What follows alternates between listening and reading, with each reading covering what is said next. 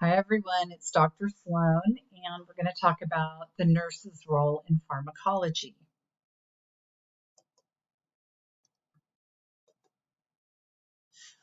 So one of the really important things that we do when we're giving medications is we make a lot of judgments about whether the patient needs the medication, why we're giving it, whether it's safe to give it, what kinds of things we need to watch and monitor for. And the important thing is that giving medications is has a high level of responsibility. And so we really need to make sure that as we're giving medications, we are exercising good judgment. And we're going to learn and talk more about this during this time together. Okay, so we have some basic responsibilities when we are giving medications. And the biggest one is to know why this drug is being given to this patient. And I would say that if you know that, there are other things that need to be checked as well, but that probably will prevent some of the biggest errors. You think about providers like nurse practitioners and PAs and physicians who are writing hundreds of orders a day. It's very easy for them to make a mistake. And so they try really hard not to, but sometimes it happens. And so we're sort of the last line of defense. So we really need to stop, check, and verify if we have any questions at all when we're giving medications. So you definitely should know the name, and you should have a general idea of what the drug does. So its classification will tell you that, oh, this is an analgesic, this is an antibiotic, this is a cardiac medication, right? What's its proposed use? Why are we giving it to this patient? What's its anticipated effects? Like, are there side effects that we might get? Does this make the patient drowsy? Does it affect their sleep? Does it make them urinate more? We want to make sure that we know if the patient has any allergies to other medications and to other things, or possibly to this medication. Contraindications is just what it sounds like. Contra means against, and indication means what's this for, right? So it's really who should not be getting this medication. So if you have a patient that is on another medication that might interact with what you're going to give, that might be a contraindication, and you would say to the provider, or you could call pharmacy. We'll talk about all the different ways that you can resolve some of these problems. But you might say, hey, I'm not sure that this patient should be getting this medication. I'm concerned. You want to know how it's supplied, how it's administered. Oh my gosh, medications come in tablets, pills, liquids, IV, skin topical, eye drops, ear drops. I mean, you name it. So you really want to know how it's given. And then when we give medications, we're going to apply the nursing process. Okay, so nursing process. This is something that you will leave nursing school with knowing this like the back of your hand. In fact, it might even be like, kind of a post-traumatic thing. Anyway, I'm just kidding. Nursing process is how a nurse thinks and makes decisions and judgments. So assessment, right? The very first thing is, if we're going to give a patient a medication, right, rather than just saying, oh, it's on their medication record for this time, I'm going to go in and do it, we have to think about what kinds of things we might need to be checking before we give that medication. So maybe their blood pressure, maybe there's some lab values that we need to look at. Maybe we need to, find out how it went when they got the medication last time. Are they having signs and symptoms from that?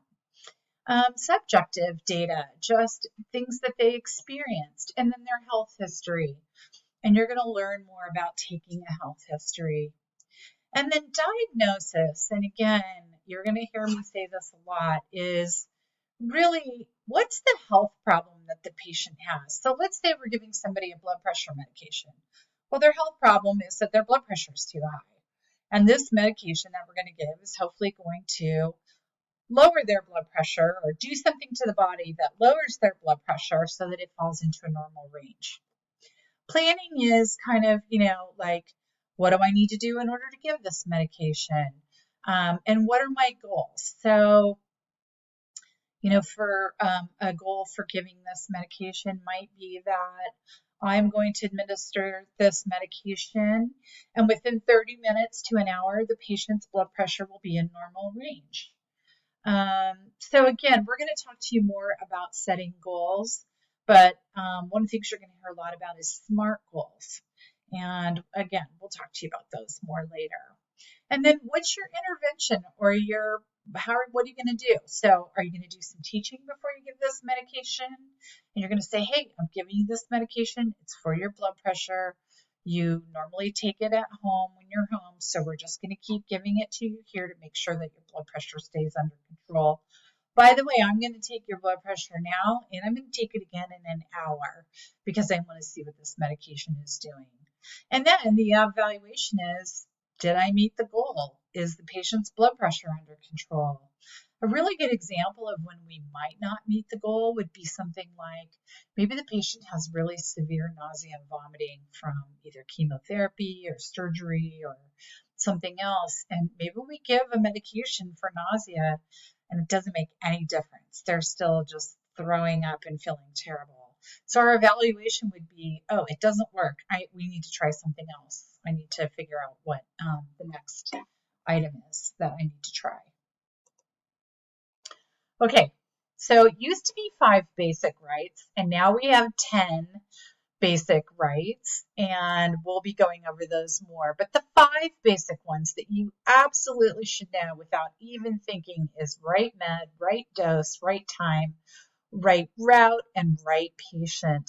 And we always talk about using 2 patient identifiers when we go to do patient identification. So, you want to be careful about that. Those need to be unique identifiers. And I can tell you, having lived in an area of the country where there were a lot of people with Hispanic surnames, you might get like an Isabel Pino and an Isabella, Pinos. And so you have to be very, very careful. So 2 identifiers.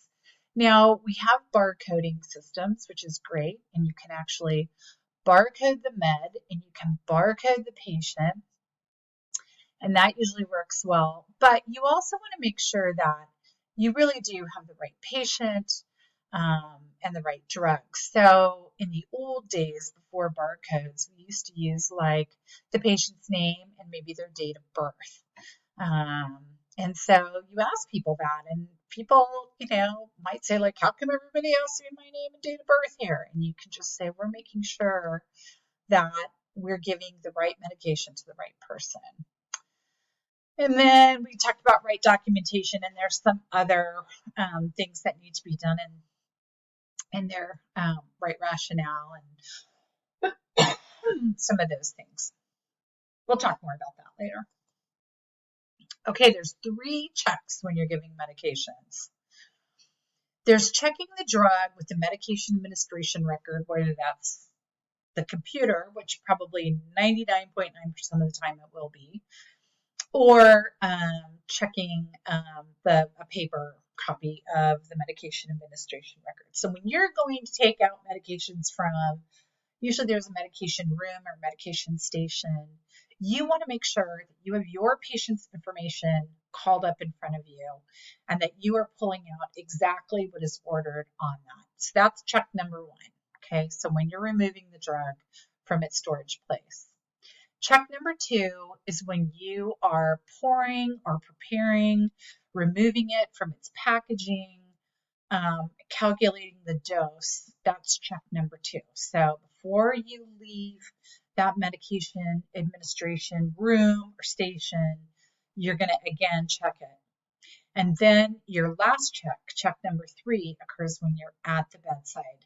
And now you're looking at the patient and you're looking at their armband and you've pulled up, there's a computer at the bedside and you're looking at the medication administration record there and you're making sure that, yes, you're giving the right med and all of that. But even with all of these checks, medication errors do still occur.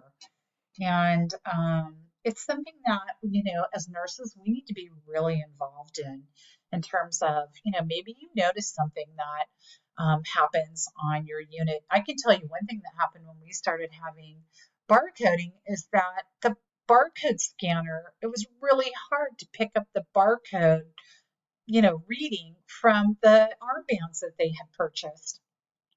And they only had one tiny little code in one place. It wasn't like you could,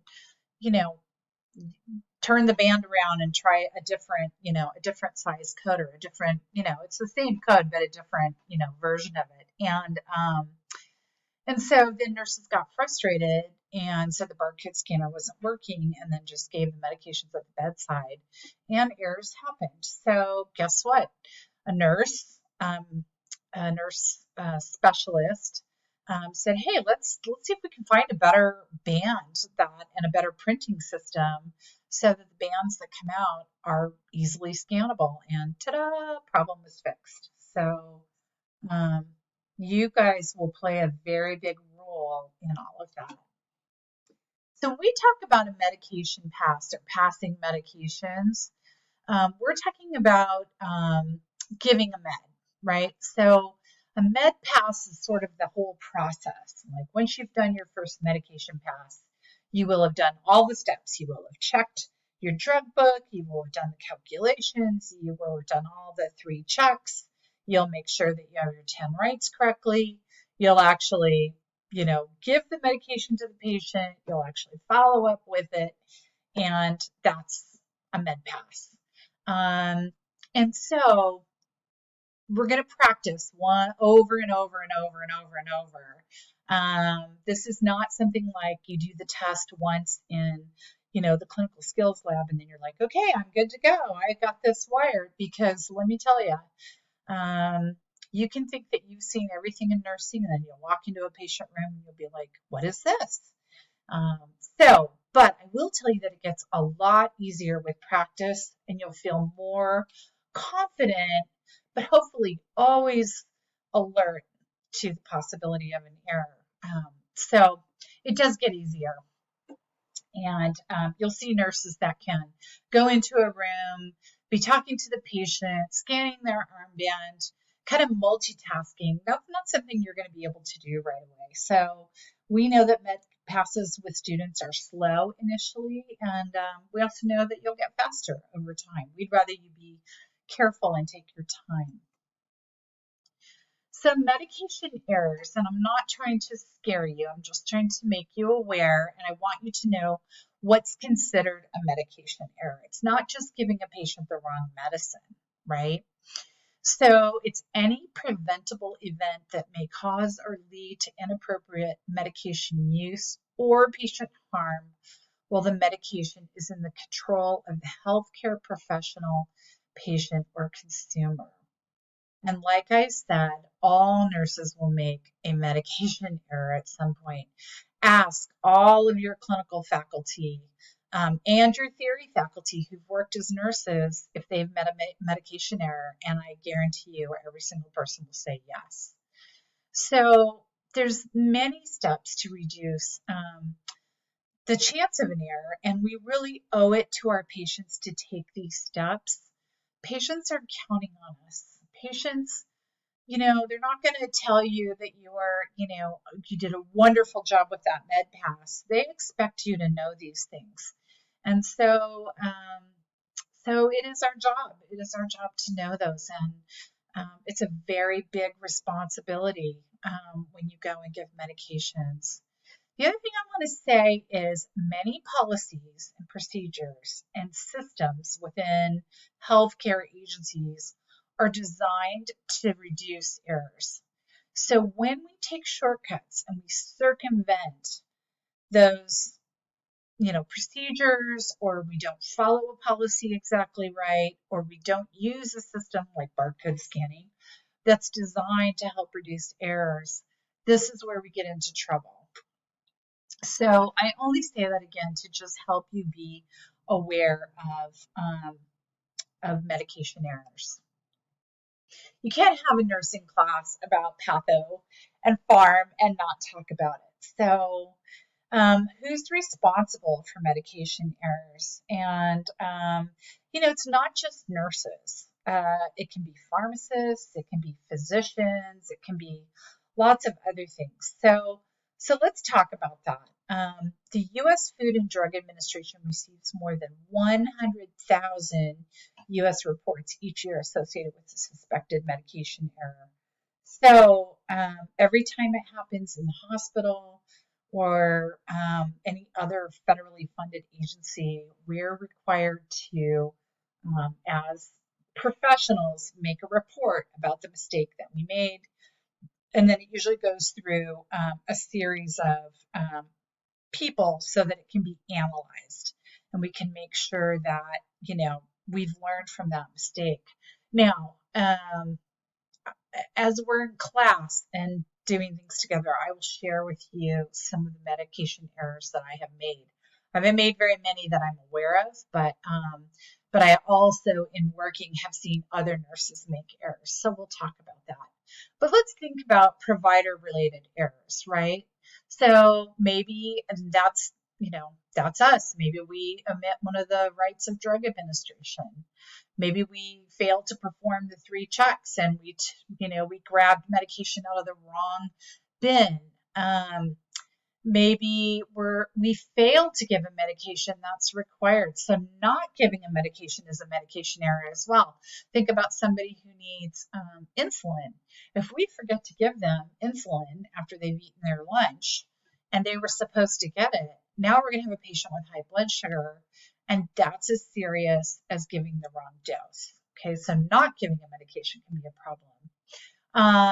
Failing to account for patient variables such as age, organ impairment, labs, blood pressures, pulses. So any kind of medication where you're supposed to check that first, once you give a med, it's really hard to get it back. And so that's considered a mid error. Using verbal or phone orders, and I have to say that these are kind of going by the wayside unless you work in an ICU setting where there's a lot of sort of rush and maybe a physician saying, hey, let's do this, let's do that. There are mechanisms in place for providers to give a verbal order, like, especially think about like a CPR or a code scenario where they're giving, 50 of this and 20 of that, and then do more compressions. And then those are verbal orders for the most part. No one's going to sit at a computer and write that all out. Oh, now we want you to give epinephrine, and there's no time for that. So there are situations in which that needs to be done, but a lot of times it was done for convenience. Physicians would just be like, oh, take a verbal order. I want you to give them, Miralax because they're constipated. And that's not okay. Giving meds based on incomplete or illegible orders. And again, with the electronic medical record, this is going away. But in the old days, physicians wrote things out by hand, and not all of them had great handwriting, and many an error was made.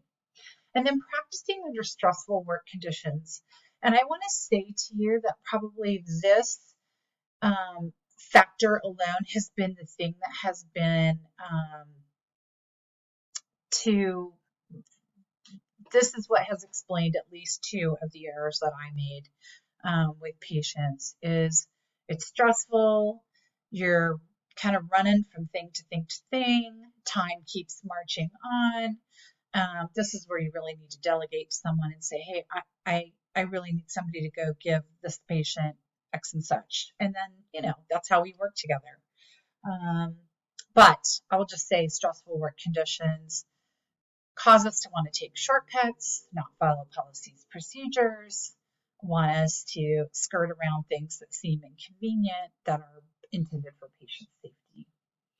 Patient-related errors can be things like taking drugs prescribed by different practitioners who are unaware of what else the patient's taking. Maybe the patient's going to a psychiatrist for something and a cardiologist for something else, and they're not aware of the two medications and their meds are not compatible. Not filling or refilling prescriptions. So we could say to a patient, you really need to take this medication for your heart, and they may not go and get that filled, or it may be sent to the pharmacy and they never come and pick it up. Maybe they have money issues. Maybe they have mental health issues. There are a lot of things going on, and as nurses, we really need to be able to, take the time to help figure those things out. Maybe they're taking it incorrectly. Oh my goodness, I can just tell you, dealing with a parent who has dementia, instructions, very simple instructions, can be extremely difficult for him to follow. And so it's not that people want to take things wrong. It's just that maybe they don't see well. Maybe they don't hear well. Maybe they can't open their prescription bottle. Maybe they thought they only took out one pill, but they took out two and they just couldn't see that they had two. Taking leftover medications or medications that were prescribed for someone else. This is also problematic. And then getting your prescriptions filled at multiple pharmacies. So again, one of the things that happens is if you're able to get your patients to try to pick up most of their things from a single pharmacy, then that pharmacist, when they're getting ready to dispense the medication, they look at your medication profile and say, gosh, they're on this other med, and these two meds are the same thing. Like, they shouldn't be taking two of the same kind of med. So, again, those are very important. Salad. Salad is sound-alike, look-alike drugs, and these are drugs that have very similar sounding names. And you're like, why the heck would they do that? Well, that's a bigger question, and I can't answer that, but there are a lot of meds that sound alike. So I just want you to know, salads, sound alike, look alike drugs are very important to be aware of. And if you work in certain areas, for instance, in oncology, vinblastine and vincristine, those are very different. So you just want to be aware of that. And then we use something called tall man lettering, which really helps us to call out differences in names, kind of highlight the difference in sound alike, look alike names. So look at this tablet here. So you have hydralazine and hydroxyzine. So the letters that are different are put in what we call tall man or all caps, so that again, people in a rush don't pull the wrong medication and give the wrong med. So here's some examples. Some of these are really, look, Saipan and Saipon. I mean, that is scary. Doxorubicin, right? And then they're also doing some things to try to clarify product strength. And we'll talk about this later, but how many milligrams are in how many mils? That's a concentration. And some drugs actually come in different concentrations. And that can be really hard in terms of a med error too. So medication reconciliation, this is a process that tries to address the issue of maybe 2 or 3 providers. So when a patient comes to the hospital, what we need to do is we need to carefully record all the medications that the patient is taking. Now, do you think patients are great historians? Not always. So sometimes this can be very challenging. But we also need to ask about vitamins and herbal things and over-the-counter things because those things do interact with other medications that may be prescribed. So medication reconciliation is a well-established process that occurs upon admission, when the patient is transferred to a different level of care, or when the patient is discharged. So let's say your patient starts on a medical surgical unit and they have medications, and med reconciliation was done when they came, and let's say, hey, I'm really healthy. I didn't need any meds, at home. But of course, now they're in for maybe an infection or something. Let's say that during the course of their stay, they need to either have surgery or they get much sicker and have to go to the ICU. Well, again, we're going to do med reconciliation to make sure that there's a clear understanding of what the patient's been taking, and now they're going to another level of care. And then we'll do it again before they go home. So when patients go home, we need to make sure that they get a full list of all the medications they're taking, along with instructions on how to take them. And you'll see here, there's a picture of a pill box. When I was working in pediatrics and pediatric oncology, we had some parents that just due to life circumstances or developmental issues or other things with the parents, they were unable to give their kids their home medications the way they should have. So the nurses would actually make medication boxes for the month and actually fill all the little wells with the pills that needed to be taken, and we put the times right on the top. And so we do what we need to do to try to help people take these meds appropriately. And the big issue with especially elders in this country is polypharmacy. And you talk to people and they'll be like, oh, I take 20 pills. Well, yeah.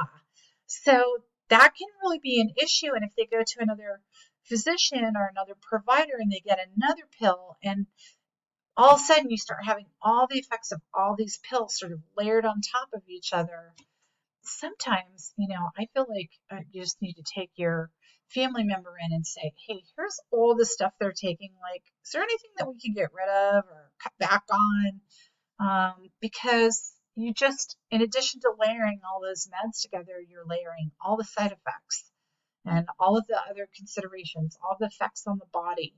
And so, yeah, we need to stop just throwing pills at problems, and we need to really be careful about what we're giving people. So polypharmacy is something that you're going to hear about a lot. It's more common in people who are elderly, but it can be even people who are very, very sick, or have a chronic issue that, is being dealt with. So, and the older you get, the more chronic problems you get. And so they tend to be the most at risk for polypharmacy.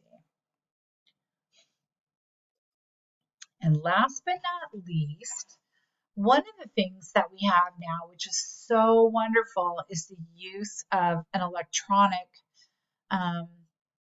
prescription, right? So you go to your primary care doctor. He's like, oh, I'm really sorry, you have sinus infection. You're going to need to take a Z-Pak. I sent a script to your pharmacy. It's all done electronically, so there's no paper being passed back and forth, no risk for a transcription error, meaning somebody's crummy handwriting. And so it's really helping. Now, we don't have this yet for narcotics. And so it's kind of weird. If people need narcotics, a lot of times they have to carry a paper prescription into the pharmacy, and it's on a special kind of pad. And of course, it's all around the fear for, opioid abuse or drug abuse in general. And then barcoding, again, barcoding is great, but it only works if we use it.